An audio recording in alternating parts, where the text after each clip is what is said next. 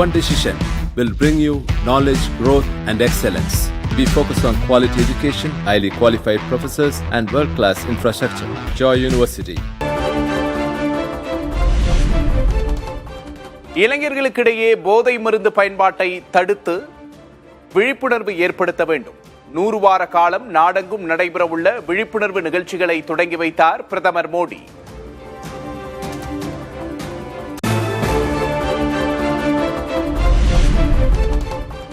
மாணவர்கள் எதிர்பார்ப்பது பிரதமர் மோடி மன்னிப்பு கேட்க வேண்டும் என்பதைத்தானே தவிர அவரது மன்னிப்பு மனப்பான்மையை அல்ல.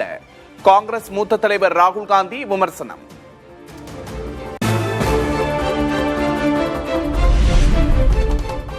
பிரதமருக்கு இளைஞர்களிடம் செல்வாக்கு அதிகரிப்பதாக மத்திய அமைச்சர் பியூஷ் கோயல் தகவல். இளைஞர் என காட்டிக்கொள்ளும் ராகுலுக்கு இளைஞர்கள் மத்தியில் ஈர்ப்பு இல்லை என்றும் விமர்சனம்.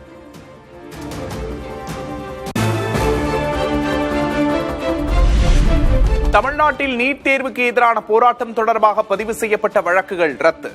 முதல்வர் விஜயின் உத்தரவின் பேரில் மாணவர்கள் மீதான வழக்குகள் ரத்து செய்யப்படுவதாக அமைச்சர் ராஜ்மோகன் அறிவிப்பு.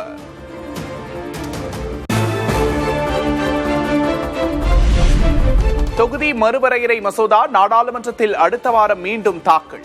3/2 பங்கு ஆதரவை பெற அரசின் வியூகம் என்னவென்று எழும் கேள்வி.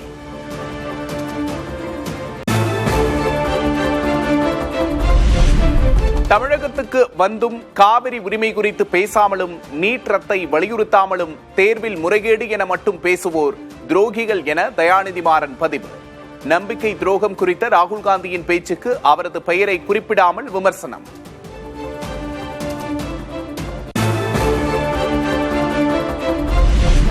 தொகுதி மறுவரையறையில் தமிழகத்திற்கு துரோகம் செய்த எட்டப்பர்கள் அதிமுக, பாஜக, பாமகவே என மாணிக்கம் தாக்கூர் விமர்சனம். அடுத்த வாரம் மசோதா மீண்டும் தாக்கல் செய்யப்படும் போது எட்டப்பர் பட்டியலில் இருப்பவர்களின் முழு விவரம் தெரியவரும் என்றும் சாடல். தமிழ்நாட்டினுடைய அதிகாரங்கள்லாம் பாஜக கையில டெல்லியில போய் குவியணும் அப்படின்னு ஓட்டு போட்ட அந்த 3 புண்ணியம் வாங்கியிருக்காங்க. ஓட்டு போட போறோம்னு சொன்ன 3 புண்ணியம் வாங்கி, ஒன்னு பாமக, 2வது ஏடிஎம்கே, அமித்ஷாவுடைய ஏடிஎம்கே, 3வது பிஜேபி எப்பவுமே அதுக்கு ஆதரவா இருக்கிறது. அதனால இதோட யாரு சேர்றாங்கிறது, இந்த 3க்கு அப்புறம் யாரு சேர்றாங்கிறது நீங்க தான் பார்த்து சொல்லணும்.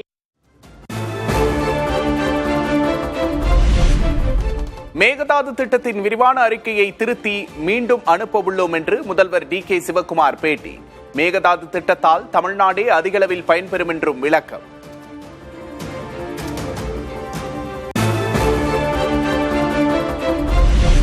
தற்போதைய சூழல் அமைதியடைந்த பின்னர் தமிழ்நாடு முதல்வரோடு பேச்சுவார்த்தை. சரியான நேரம் வரட்டும் என்றும் கர்நாடக முதல்வர் டி.கே. சிவக்குமார் பதில்.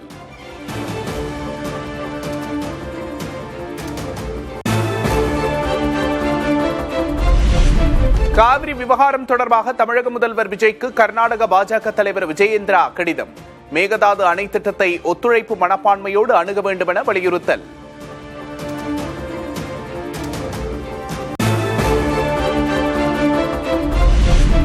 காவிரி விவகாரத்தில் அவசரமாக மனு தாக்கல் செய்தது ஏன் என்று திமுகவுக்கு அமைச்சர் நிர்மல்குமார் கேள்வி. டி.கே. சிவக்குமாரோடு சேர்ந்து ஏதேனும் ஒரு வகையில் திமுக முட்டுக்கட்டை போடுவதாகவும் விமர்சனம். ப்ராசஸ்ல இருக்கிறப்ப திமுக அவசரமாக 5 மணிக்கு மேல வழக்கை பதிவு செய்கிறார்கள்.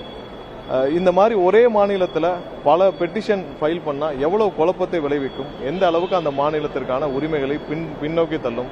இந்த 5 வருஷமா இவங்க என்ன செஞ்சாங்க? திமுக தரப்புல எந்த வகையில ஏதாவது ஒரு பெட்டிஷன் ஃபைல் பண்ணிருக்காங்களா? இல்ல. அமைச்சர் நிர்மல்குமார் பொறுப்பற்ற முறையில் பேசி வருவதாக திருப்பூர் எம்பி சுப்பராயன் விமர்சனம். காவிரி விவகாரத்தில் கர்நாடக முதல்வரோடு இணைந்து திமுக தடை ஏற்படுத்துவதாக கூறிய அமைச்சரின் பேச்சுக்கு கண்டனம்.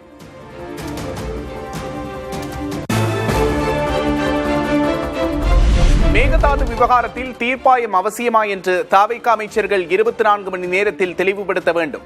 திமுக வழக்கறிஞர் அணியின் இணை செயலாளர் பரந்தாமன் வலியுறுத்தல். மேகதாது அணையை கட்டக்கூடிய விஷயத்தில் ஒரு ட்ரிபியூனலை அமைக்கப்பட வேண்டுமா வேண்டாமா? நான் இன்றைக்கு வெளிப்படையாக சேலஞ்ச் பண்றேன்.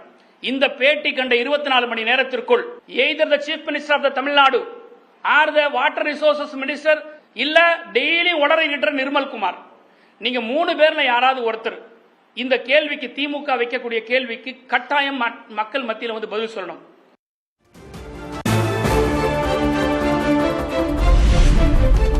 டெல்லியில் போராட்டம் நடத்த ரயிலில் சென்ற தமிழக விவசாயிகள் நாக்பூரில் இறக்கிவிடப்பட்டதாக புகார். தமிழகத்துக்கே திரும்பிச் செல்ல கோரி சென்னை ரயிலில் ஏற்றிவிட்ட காவல்துறை.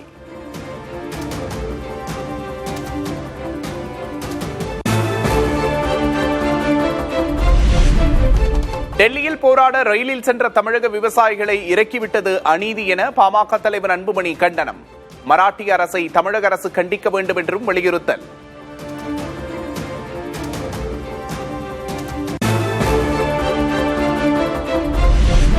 காவிரி நதிநீர் விவகாரம் தொடர்பாக சென்னையில் வரும் 7ஆம் தேதி கண்டன ஆர்ப்பாட்டம். புதிய தமிழகம் கட்சி சார்பில் நடத்தப்பட்ட அனைத்து கட்சி கூட்டத்தில் முடிவு.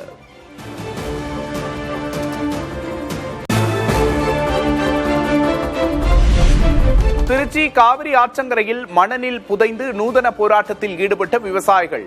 டெல்டா சாகுபடிக்கு தண்ணீர் திறந்துவிட வேண்டுமென தமிழக அரசுக்கு கோரிக்கை விடுத்து முழக்கம்.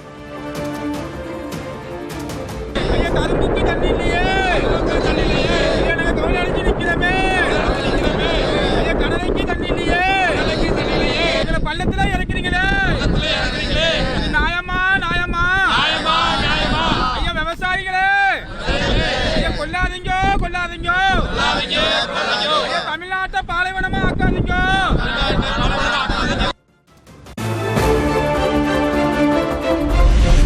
கபினி அணையிலிருந்து வெளியேற்றப்படும் உபரி நீரின் அளவு 15,000 கனஅடியாக அதிகரிப்பு. காலையில் உபரி நீர் வெளியேற்றம் குறைக்கப்பட்ட நிலையில் மீண்டும் உயர்வு.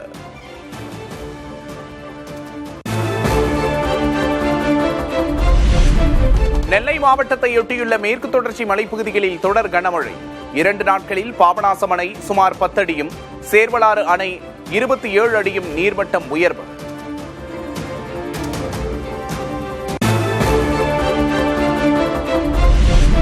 தென்காசியில் வேகமாக உயரும் அணைகளின் நீர்மட்டம். கனமழையின் காரணமாக 100 அடியை தாண்டிய அடவி நயனார் கோவில் நீர்த்தேக்கம்.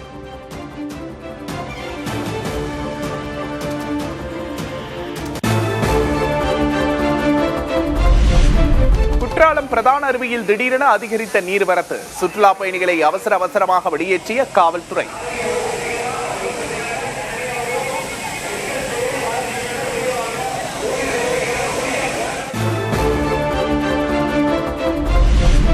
தொடர் கனமழையின் காரணமாக நிரம்பியது பில்லூர் அணை. 8000 கனஅடி நீர் வெளியேற்றப்பட்டு வருவதால் பவானி ஆற்றங்கரையோர மக்களுக்கு வெள்ள அபாய எச்சரிக்கை. எனவே பவானி ஆற்றில் வெள்ளப்பெருக்கு ஏற்பட்டுள்ளதால் கரையோரம் வசிக்கும் பொதுமக்கள் பாதுகாப்பாக இருக்க கேட்டுக்கொள்கிறோம்.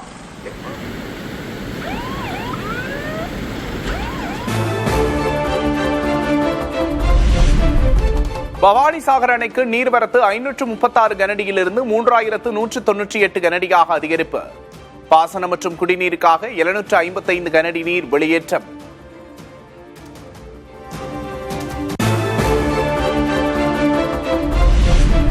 நீலகிரி, கோவை, தேனி மாவட்டங்களுக்கு கனமழை எச்சரிக்கை. நாளை கடலூர், விழுப்புரம், திருவண்ணாமலை உட்பட 6 மாவட்டங்களில் கனமழை பெய்யக்கூடும் என்று கணிப்பு.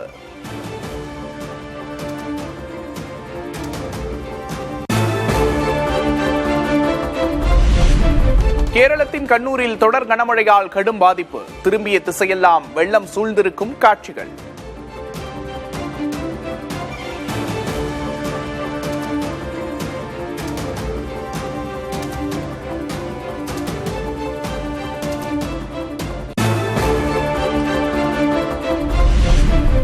கேரளத்தில் தொடர்ந்து பெய்து வரும் மழையால் இடுக்கி மலங்காரா அணைக்கு நீர்வரத்து அதிகரிப்பு. முன்னெச்சரிக்கை நடவடிக்கையாக அணையின் 5 மதகுகள் வழியாக தண்ணீர் வெளியேற்றம்.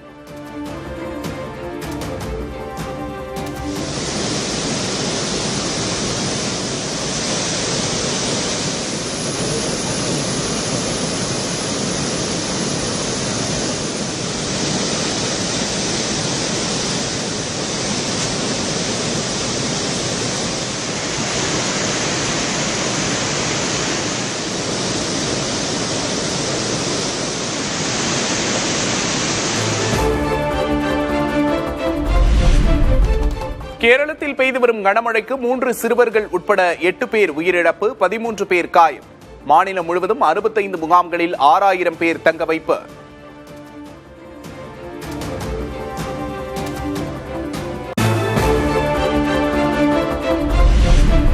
கனமழையால் கடுமையாக பாதிக்கப்பட்டுள்ள அசாமின் சிவசாகர் பகுதி.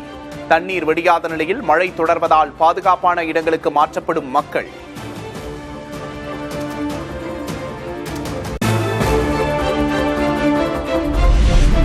அசாமில் குடியிருப்பு பகுதிகளில் இன்னும் தண்ணீர் வடியாததால் பொதுமக்கள் வேதனை.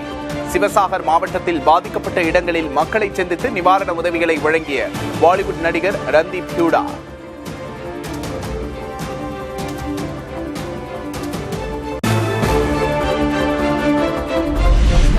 மேற்கு வங்கத்தின் பல்வேறு பகுதிகளில் கொட்டி தீர்த்த கனமழை. கொல்கத்தா நகரின் முக்கிய பகுதிகளில் சாலையில் தண்ணீர் தேங்கியதால் வாகன ஓட்டிகள் அவதி.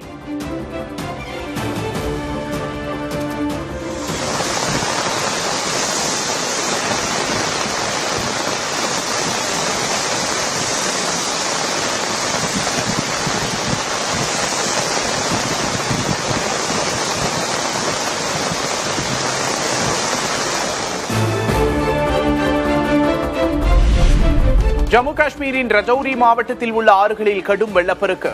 தனமண்டி, தர்கால் பகுதிகளில் பெய்யும் கனமழையால் ஆறுகளுக்கு நீர்வரத்து அதிகரிப்பு.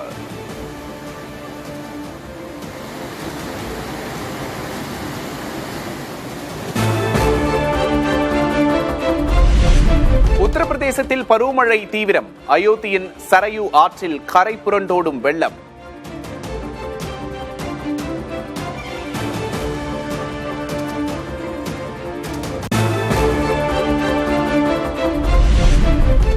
உத்தராகண்ட் மாநிலத்தில் பெய்து வரும் தொடர் கனமழையால் பல இடங்களில் நிலச்சரிவு ஏற்படும் அபாயம். கிராமப்புறங்களை இணைக்கும் சாலைக்கு அருகே நிலச்சரிவு ஏற்பட்ட காட்சி.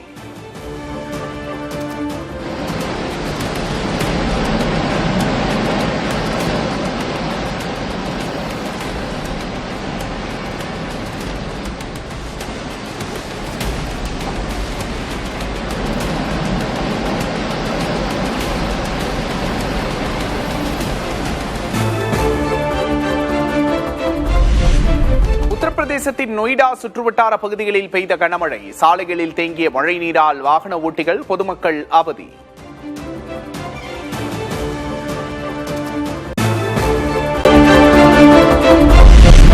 தலைநகர் டெல்லியில் திடீரென மாறிய வானிலை. மாலை நேரத்தில் பெய்த மழையின் காரணமாக ஏற்பட்ட குளிர்ச்சியான சூழலால் மக்கள் மகிழ்ச்சி.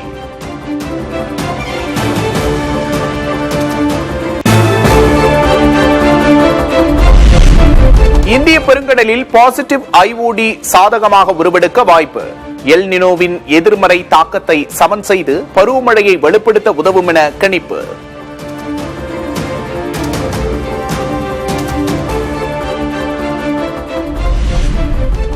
பெருவில் சிறீரக விமானம் கீழே விழுந்து விபத்து. வெளிநாட்டு சுற்றுலா பயணிகள் உட்பட 13 பேர் உயிரிழப்பு.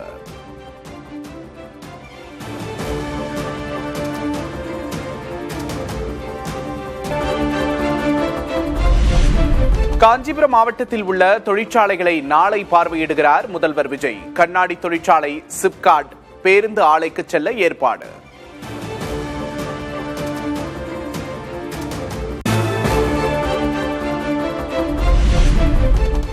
வேலைவாய்ப்பற்ற இளைஞர்களுக்கு 4000 ரூபாய் தருவேன் என்பது தீர்வு அல்ல என சீமான் விமர்சனம். வேலைவாய்ப்பின்மைக்கு தீர்வுதான் தேவையே தவிர பணம் அல்ல என்றும் பேச்சு. நீங்கெல்லாம் வேலை இல்லாத இளைஞருக்கு 4000 தர்றேன். ஒரு தலைவன் என்பவன் நிலையான தீர்வை நோக்கி நகர்த்தணும்டா. அதான்டா கனவு, அதான் விஷன், அதான் ட்ரீம்.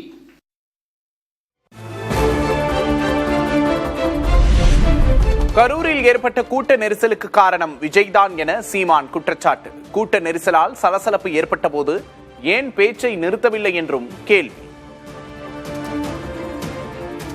மாண்புமிகு ஜோசப் விஜய் அவர்களே, இன்றைய முதல்வர்களே, அன்று நீங்கள் ஒரு நடிகர், உங்களை பார்க்க வந்தார்கள். நடிகரை பார்க்க வந்த நெரிசல் விபத்திற்கு காரணம் நீங்கள். அங்க ஒரு இடத்துல 10 பேர் புகுந்தா அந்த இடத்துல சலசலப்பு ஏற்படுமே. அப்ப நீங்க ஏன் நிறுத்தல பேச்ச? அங்க என்னன்னு பாருங்க. நீ ஏன் சொல்லல? ஏன் சொல்லல?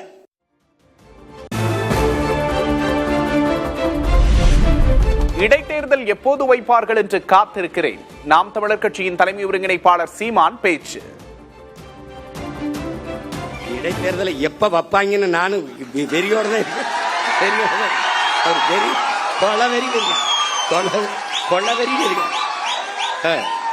ஆமா எல்லாம் ஒரு தடவை ஜிம்முக்கு போறதுக்கே தினம் மாலை காலை இரு வேலைங்க.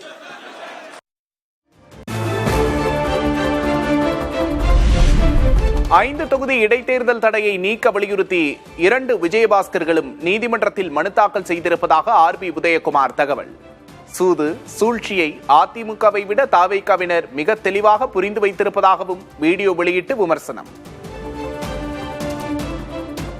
5 தொகுதி இடைத்தேர்தல் தடையை நீக்க கோரி விராலிமலை ஜி விஜயபாஸ்கர், கரூர் எம்ஆர் விஜயபாஸ்கர் ஹைகோர்ட்டில் மனு தாக்கல் செய்திருப்பதாக செய்திகள் வெளிவந்திருக்கின்றன. வித்தையிலே சிறந்தவர் விஜயபாஸ்கர் என்று அதிமுகவில் வேண்டுமானால் நீங்கள் பட்டம் பெற்றிருக்கலாம். ஆனால் உங்கள் வித்தையை விஜய் கட்சியிலே எடுபடாது என்பதை காலம் உங்களுக்கு பதில் சொல்லும்.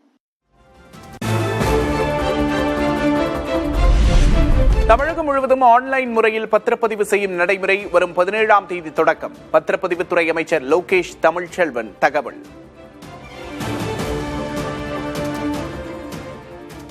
17ஆம் தேதி முழுவதும் ஆன்லைன் ஆக போகுது. முழு வீச்சில் அதை செயல்படுறதுக்கு தயாரா இருக்கும். முதல்வர் அவர்களிடம் அனுமதி கேட்டிருக்கிறோம்.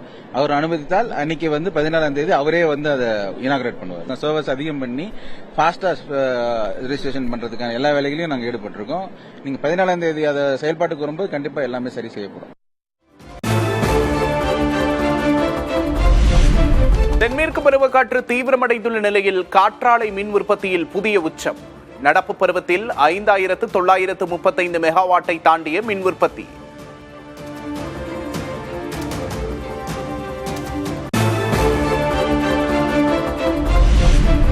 நாமக்கல் கொல்லிமலையில் வல்வில் ஓரி அரசு விழா கோலாகலம். தாவரவியல் பூங்காவில் மலர் மற்றும் கால்நடை பள்ளியூர் கண்காட்சியை கண்டு ரசிக்கும் மக்கள்.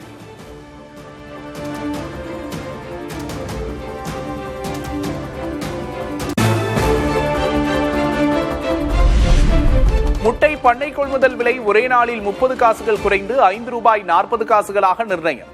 கடந்த 10 நாட்களில் ₹1.40 சரிவு.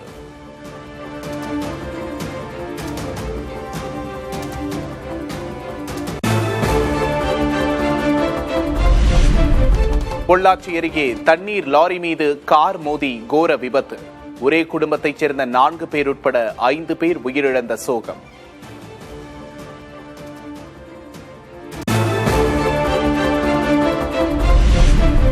நாகை புதிய பேருந்து நிலைய கட்டிடத்தின் மேற்கூரை சிமெண்ட் பூச்சிகள் பெயர்ந்து விழுந்து விபத்து. 2 பேர் காயமடைந்த நிலையில் பேருந்து நிலையத்தை சீரமைக்க பயணிகள் கோரிக்கை.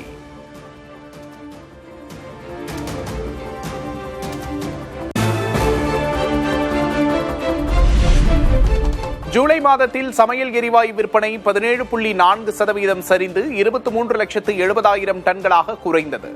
குழாய் எரிவாயு பயன்பாட்டை அரசு தீவிரமாக ஊக்குவிப்பதன் எதிரொலி.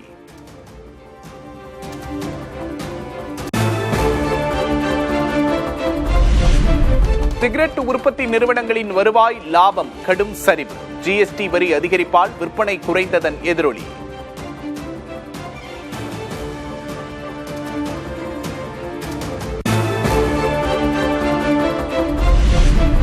டெல்லியில் சுயேட்சை எம்பி பப்பு யாதவ் மீது கொலை முயற்சி தாக்குதல். செய்தியாளர் சந்திப்புக்கு கத்தியோடு வந்த நபரை பிடித்து காவல்துறையினரிடம் ஒப்படைத்த தொண்டர்கள்.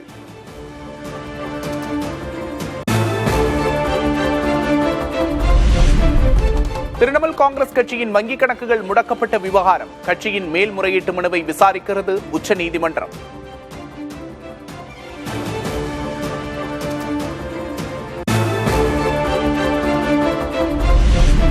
பிரதமர் மோடியின் மன்னிப்பால் என் மகளுக்கு மறுவாழ்வு கிடைத்துள்ளது. பிரதமரை அவதூறாக பேசிய விவகாரத்தில் இளம்பெண்ணின் தாய் நெகிழ்ச்சி.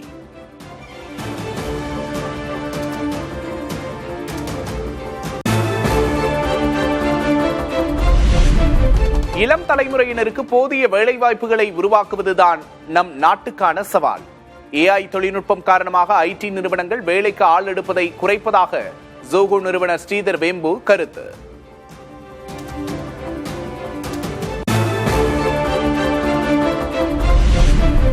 இமாச்சல பிரதேச மாநிலம் கின்னார் வழியாக இந்தியா சீனா இடையே 7 ஆண்டுகளுக்கு பின்பு வர்த்தகம் தொடக்கம்.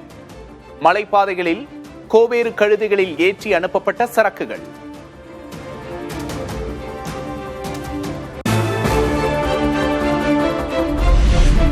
உலகின் எதிர்கால நலன் கருதி ஈரான் மீது திட்டமிடப்பட்டிருந்த பெரும் தாக்குதலை கைவிடுவதாக ட்ரம்ப் அறிவிப்பு.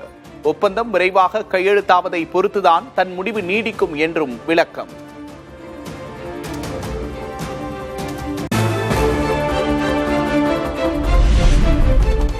போரை நிறுத்த தாங்கள் கேட்டுக்கொண்டதாக வெளியான தகவல்களுக்கு ஈரான் மறுப்பு. ட்ரம்ப் கூறுவது புதிய பொய் என்றும் தங்கள் படைகள் போருக்கு எப்போதும் தயார் நிலையில் இருப்பதாக விளக்கம்.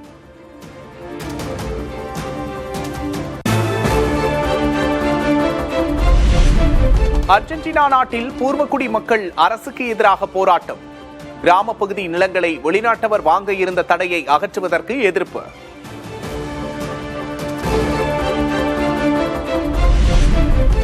விண்வெளியில் நெல் அறுவடை செய்து சீனா சாதனை. 2 மாதங்களாக ஆய்வக சூழலில் வளர்க்கப்பட்ட நெற்பயிலிருந்து எடுக்கப்பட்ட அரிசி.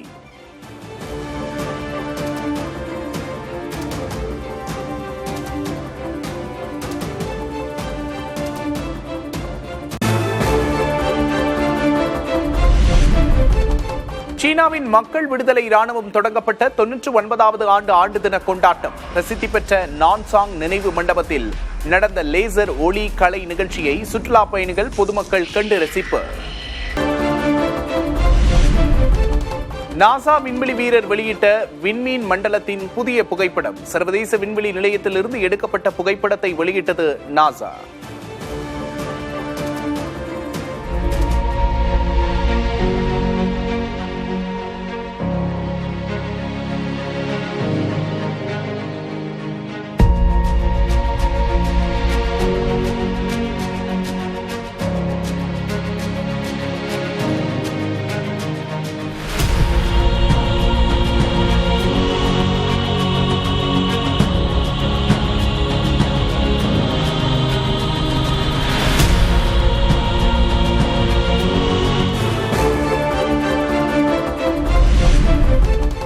காமன்வெல்த் போட்டியில் பதக்கம் வென்ற இந்திய வீரர் வீராங்கனைகளில் முதல் குழுவினர் தாயகம் வருகை. டெல்லி விமான நிலையத்தில் உற்சாக வரவேற்பு.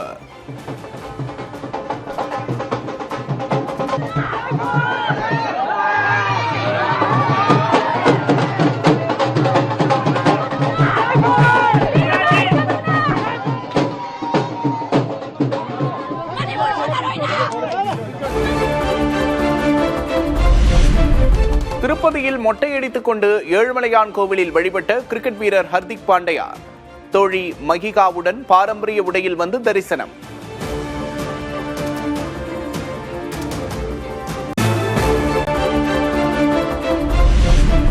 இலங்கைக்கு எதிரான டெஸ்ட் தொடரில் பும்ரா விளையாட மாட்டார் என கிரிக்கெட் வாரியம் அறிவிப்பு. முழங்கால் காயம் குணமடையாததால் அணியில் சேர்க்கப்படவில்லை என்று விளக்கம். One decision will bring you knowledge, growth, and excellence. We focus on quality education, highly qualified professors, and world-class infrastructure. Joy University.